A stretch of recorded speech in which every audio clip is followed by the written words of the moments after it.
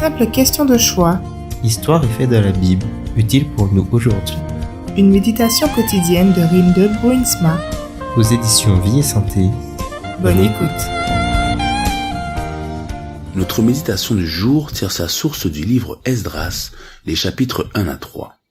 La première année de Cyrus, roi de Perse, afin que s'accomplisse la parole du Seigneur prononcée par Jérémie, le Seigneur éveilla l'esprit de Cyrus, roi de Perse, qui diffusa dans tout son royaume cette proclamation, même par écrit.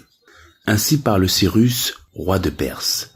Le Seigneur, le Dieu du ciel, m'a donné tous les royaumes de la terre, et il m'a chargé de lui bâtir une maison à Jérusalem, en Juda. Esdras 1er, versets 1 à 2. En 539 avant notre ère, le roi perse Cyrus mit le siège devant la ville de Babylone. Un an plus tôt déjà, il avait annoncé sa décision de permettre aux Juifs restés en exil à Babylone de rentrer à Jérusalem.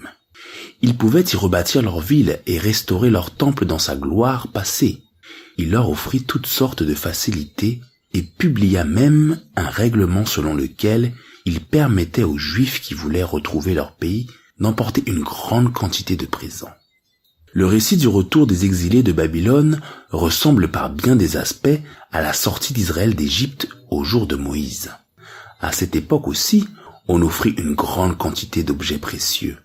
La suite des événements qui se produisirent est très passionnante, mais au cours de la lecture, nous nous demandons parfois si l'aventure pouvait avoir une chance de réussir. Ce n'est pourtant pas le point de départ du récit. Le lecteur découvre d'abord que Cyrus, par son ordre, veilla à ce que la promesse de Dieu prononcée quelques 70 ans plus tôt puisse s'accomplir. Nous le voyons d'ailleurs dans Jérémie chapitre 25, les versets 11 et 12, ou encore Jérémie chapitre 29, les versets 1 à 23.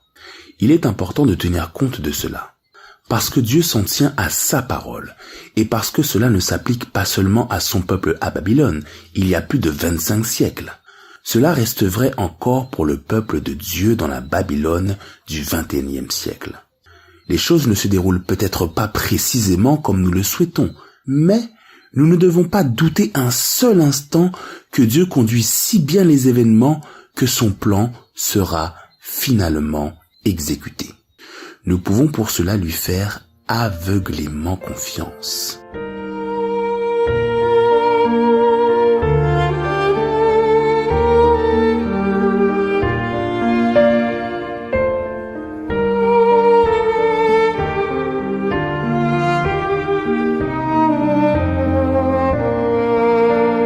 Prions ensemble.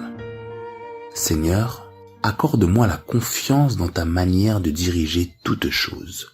Donne-moi l'assurance que tu vas réaliser tes promesses et aussi celle de me faire venir habiter chez toi un jour. Amen.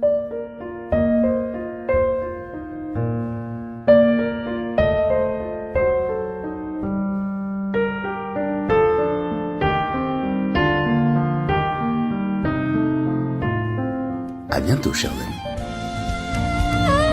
Simple question de choix de Rinde Bruinsma. Aux éditions Vie et Santé.